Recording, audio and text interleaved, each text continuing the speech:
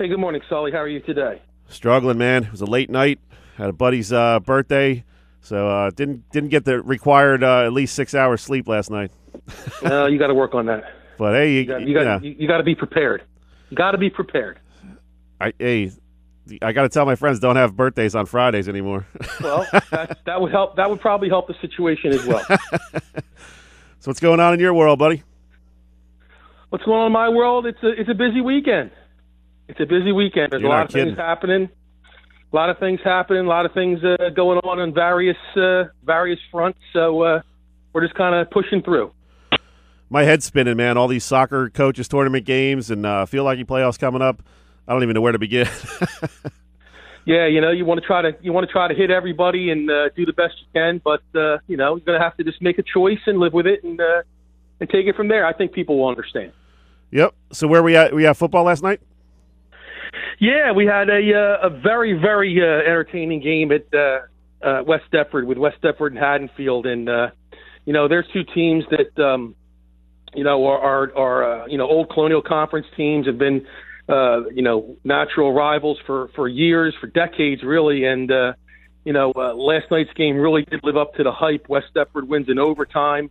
Mike Bilodeau hits a 35-yard field goal to win it.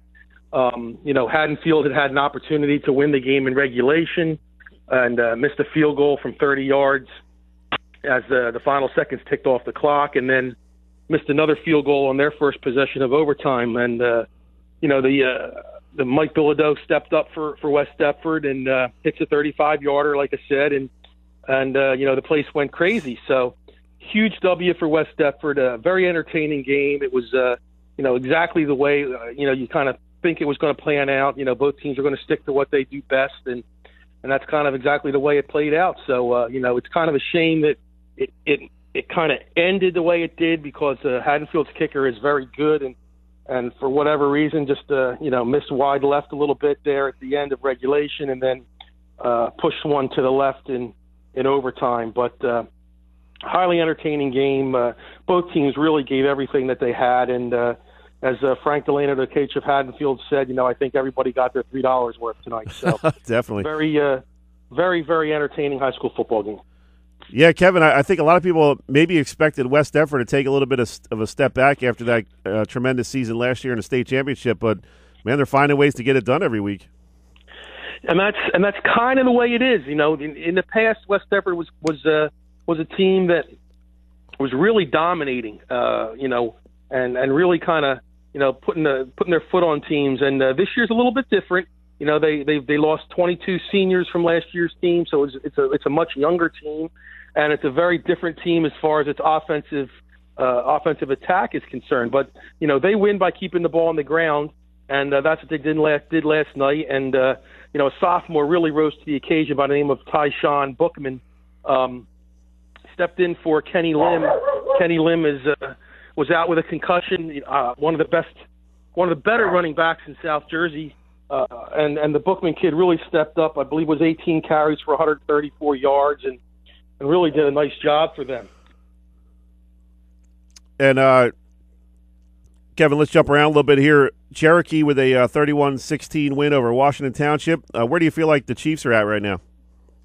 I think they, year after year, they're a team that's always in contention for titles, always in contention for playoff spots, and to be a team that potentially can win a championship. And this year, I think coming into the season, we thought we were going to see a little bit different of a Cherokee team, but they've in much in the same way of West Deptford, they've found ways to win games, and they're sitting in a pretty good spot right now. I think they another win will give them at least a share of the American Division title, along with Williamstown, and I believe those two teams still haven't met. So Cherokee's a team that is there year after year, and for those who maybe discounted them this season, I think we've all been wrong, because I didn't think they'd be as good as they are.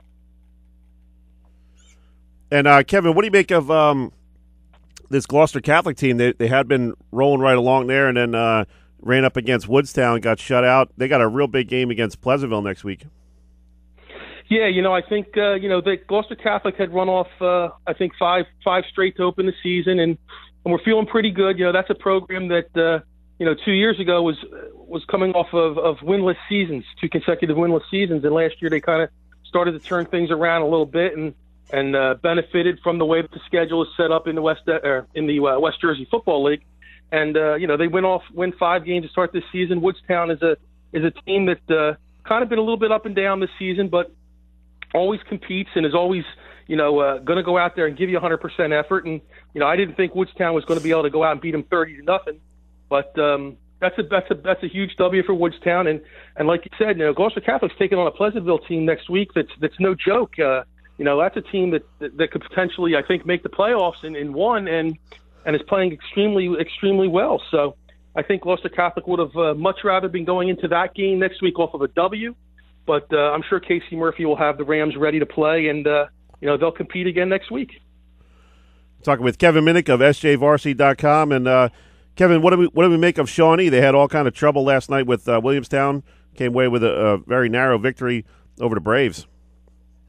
No, so Shawnee lost that game. Oh, they did? Okay. I'm sorry. Shawnee lost that game. I believe the score was 27-22. Oh, okay. If I'm not mistaken. But that's a game where 27-22. Williamstown goes on the road and wins that game, and that's a pretty big win for Williamstown. I think Williamstown, once they lost, I believe they lost that game to the Prep earlier in the season, and I think at that point people were kind of switched off a little bit of Williamstown, but they've played some pretty good football, and they're right there. They're a team that's right in the mix now. They're still going to have a chance at their division title, and they're going to get into the Group 5 playoffs, and anything can happen once the playoffs start. So was that a shocker to you? I know they came off that win against Atlantic City, so they had been playing pretty well leading into this week. I don't know if shocker might be too big of a word to use, but I kind of thought that Shawnee would turn things around coming off the way they lost the game to Camden Catholic last week.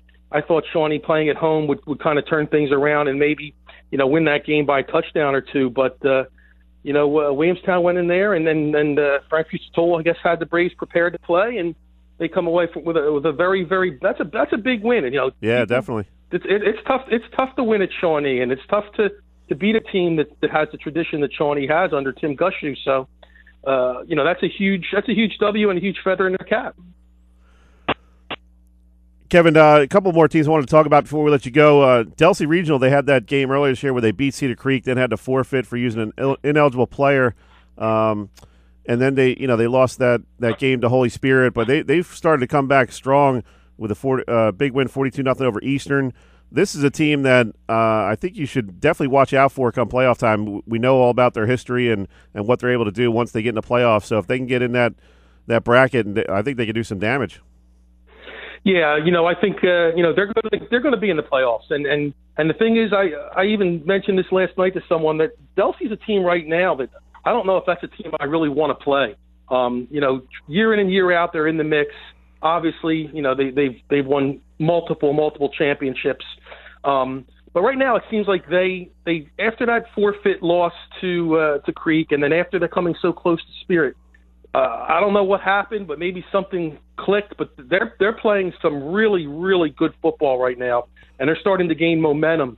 And when you see Delsea and the way Delsea runs the football and the scores they're putting up against some pretty decent, they're playing decent teams. Their schedule's no cakewalk. That now is the time where they're getting things together, and you really don't want to. I don't think you want to play Delsea right now. Sal Marquez always has those guys ready. They like I said, they came close in a couple of those games. They played Timber Creek extremely tough in their opener. So, I could see the possibility of a rematch with Timber Creek in the playoffs. I think, that, like I said, Aiden Bourget for Delsea's running the ball with extremely hard, nice little powerful running back. And, like I said, I don't want to play Delsea right now. Yeah, and there's something to be said for that tradition and that, so many years of excellence in the state playoffs, and you can kind of lean on that as a player and as a coaching staff. You as a player, you kind of trust that your coaching staff knows how to get you prepared for those type of games. Oh, absolutely. And once once South and the staff start talking about the tradition and the teams that have come before them and what they've been able to do, that's gonna build the confidence, I think, of every player a little bit more than it already is. So, like I said, Delsea is a team right now that you don't want to play. They're playing, they're running on all cylinders, and they're a scary team, and there's a reason why, and there's a reason why they've won so many championships. So never count out the Crusaders. They'll be they'll be ready to play and compete. And like I said, don't really want to play Delsea right now. Talking with Kevin Minnick of SJVarsity.com. Check out his website when you get a chance. And Kevin, one more team I want to touch on before we let you go. St. Joseph out of Hamilton. Can anybody slow this team down? I mean, that offense is just firing on all cylinders. That offensive line is gigantic, well over 1,000 pounds on those five guys. And the Jada Byers, Quashin Townsend, they just I don't know what you do to try to stop those guys. I mean, Cedar Creek has that task today. What do you make of this team, and do you think they can run the table and take it all the way? Yeah, I think they can, and they're a football team that coming into the season you knew they were going to be good, but at the same time you knew they were going to be young, and that's what Paul Sacco had kind of kept preaching to people about how young they were, and they needed to he says the same thing each week as we need to get better, we need to improve, we're not that good. That they really are. They are pretty good, and they are. I think they're a team that, on a 1 or a 2 game basis against anybody in South Jersey, or maybe anybody, I won't say anybody in the state, but against a lot of the state's teams, they can compete with. I don't know if a schedule, a Group 5 schedule, or a highly competitive schedule on a week in and week out basis, you'd see the same results simply because of the numbers factor. That's a football team that can play with anybody, and they're young. Like I said, the line has been so dominant on both sides of the ball. They're getting it done by Byers and Townsend. I kind of think at this point in the season that they run the table. I really think that they're capable of doing it, and the scary part about it is they're going to be even better next year, I think. So yeah, they only graduated a couple seniors. They only graduate a few kids, but we don't. Next year is next year. So for now, that's another football team. That they're scoring points like crazy, and they're really playing some great D. So they're getting it done on both sides of the ball. It's not as if the offense is carrying them and they're winning games 42-35. I mean, they're blowing teams out, and the defense is doing, comparably the same, for what their responsibilities are as the offense is. So another one of those teams, you don't want. St. Joe is tough, and Cedar Creek, even playing at home today, Cedar Creek is got itself a very, very difficult matchup. And if memory serves me right, I think Creek beat them last year, so that kind of serves as a little bit more of more motivation. Even though, a lot of coaches will say, "Well, that was last year. This is this year." Kids remember things, and as much as you might tell them last year doesn't matter, it's still in the back of their minds, and they're going to think about it from time to time, even though they're telling you they're not. But kids are who they are, and they're thinking about those kind of things. So, I think St. Joe wins this football game today, and just continues to I don't know, just continues to maybe just pound on teams and show how good they really are. Kev, that's kind of that Lou Holtz media relations where, hey, Coach, you're 7-0. How do you feel about your team? We're not a very good football team right now.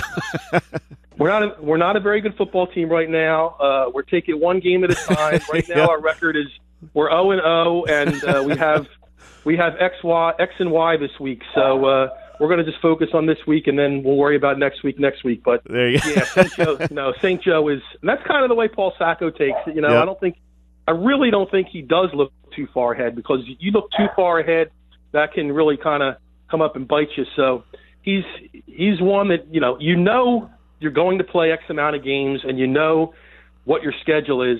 But if you don't get past this week, next week maybe not. Maybe next week doesn't matter. So yep. You throw it. You put all your biscuits in the basket, so to speak, for this week, and then when this week is over, we celebrate it a little bit, we enjoy, what our hard work did for us, and we get right back at it the next week because now we have to start all over again. And, St. Joe, like I said, St. Joe is a young football team, but they are really, really good. Great stuff. As always, Kevin, we appreciate it, man. Have a good weekend. Hey, Sully, you too. I appreciate the time again. No problem. Thanks, bud. Take it easy. That was Kevin Minnick of SJVarsity.com.